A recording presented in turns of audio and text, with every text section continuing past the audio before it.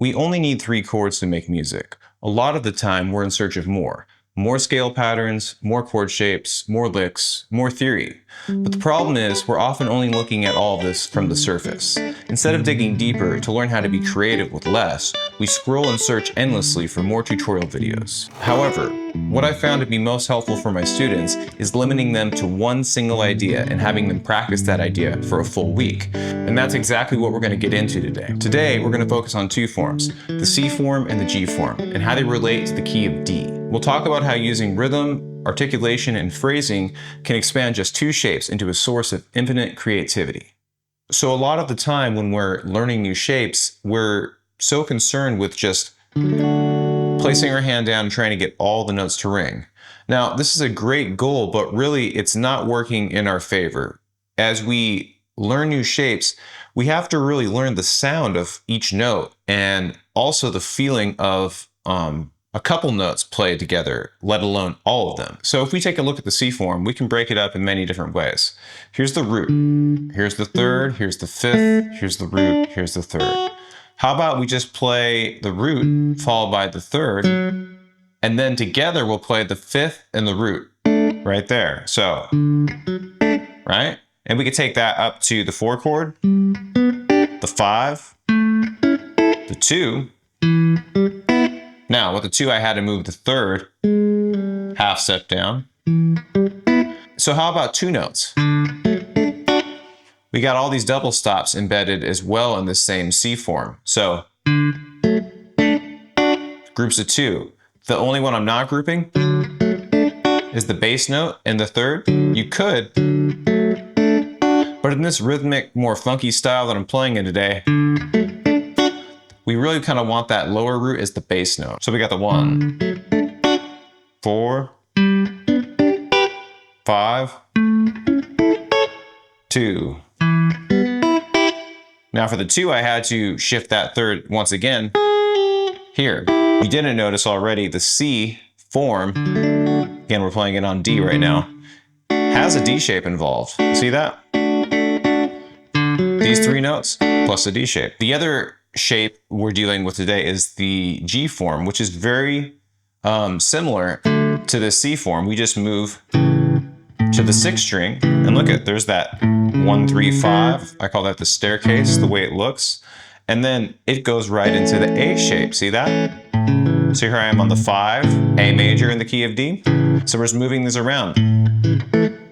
And so breaking these up again is giving us all sorts of chords. So now that we've learned how to break up these shapes, let's try to really shape them with rhythm and phrasing. So phrasing in a really simple way is I do one thing and then I do another thing that's slightly different. Just on this chord. So I'm adding that chicka right here. Not even playing any other notes. That just gives it a sense of there's this and there's that. There's a call and there's a response. Now the rhythm, I'm feeling a lot of this at this point, but something that I feel is almost never talked about is how you're actually going to subdivide this. And this is a more tedious way to think about rhythm. I mean, if you can just play with the record and somehow you're just feeling all this, that's great. I know great players that do that. But if you struggle with rhythm, then you may want to consider just breaking a small piece down in terms of the counts. So I take this rhythm just as mutes at first, okay? 1 E and a 2 E and a 3 and 4 and a 1 and a 2 E a 3 and 4, right?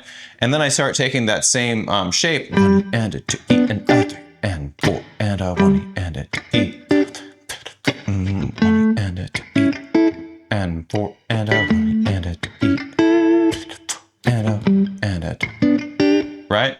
E and a 2 E and a 3 and 2 E and a 2 E.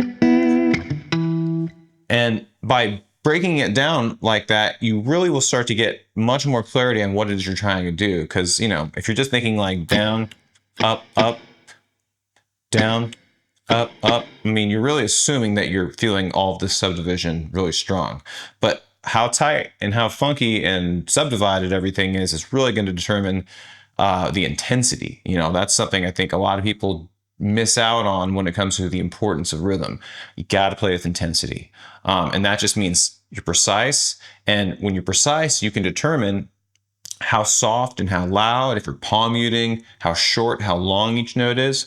And that's what brings us into our next idea, which is articulations. So that's already kind of happening. I'm just not really talking about it. So I'm palm muting that bass note almost always.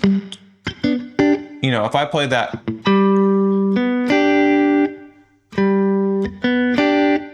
it doesn't really have the same sound at all. It's not shaped at all. We are not crafting and finessing that when we don't have variation.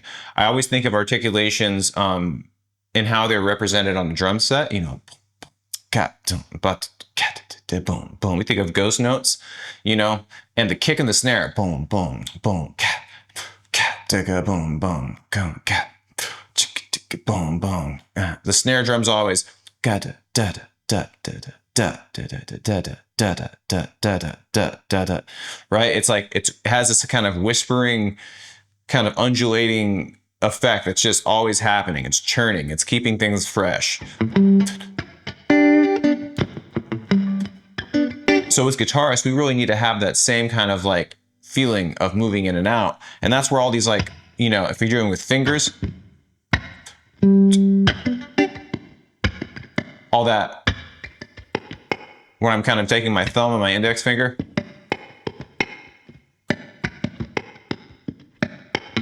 or just a pick,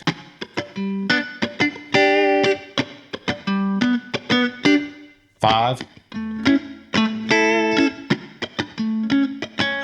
And so the shortness, notice that's another articulation where I'm stabbing each note. And the top two, the root and the third, they really favor that with a little quarter bend. Hear that little? So I got this palm mute. I'm popping it with my finger a lot of the time. I mean, again, you can do this with a pick, but you really got to be intentional about that sound.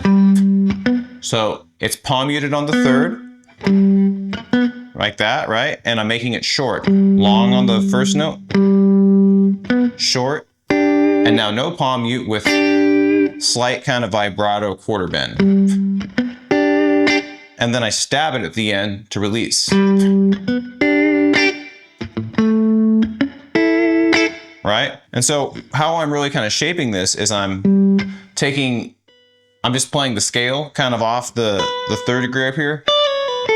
Right? And if you don't know the scale as well, just kind of use your ear. I mean, if you play this, you're going to hear that it sounds kind of weird. So this is a Lydian mode, which means the fourth is raised a half step. And so I'm just gonna take that. So I'm hitting double stop between the fifth and the root, and then double stop, root and third. And I'm hitting all those little. So if you're not using your fingers, you're picking this to pull off there. And then you're doing the same thing as you go to the one. Now for that five, I'm taking that double stop, kind of major pentatonic, 2, 3, holding the fifth and the second degree, and I hammer onto the third. So I have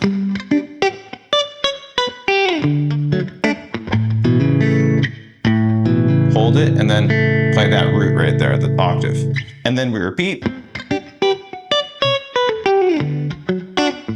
Play that five, but check us out.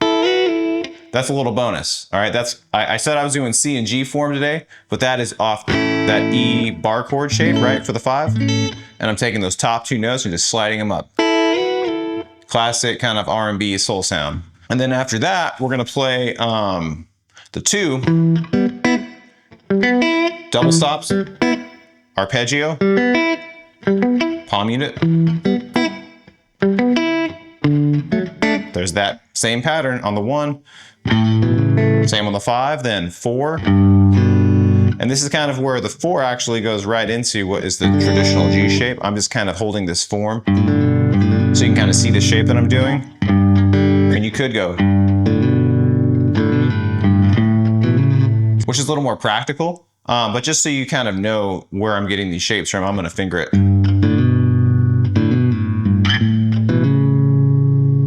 And if you notice on that, I'm holding those last two long. And this gets back to the idea of phrasing, right? We're going to keep the chords nice and long as a contrast, because everything before that was really short, right? So all together.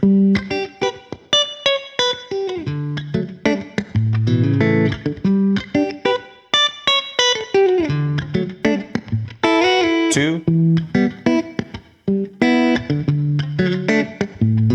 Hold it.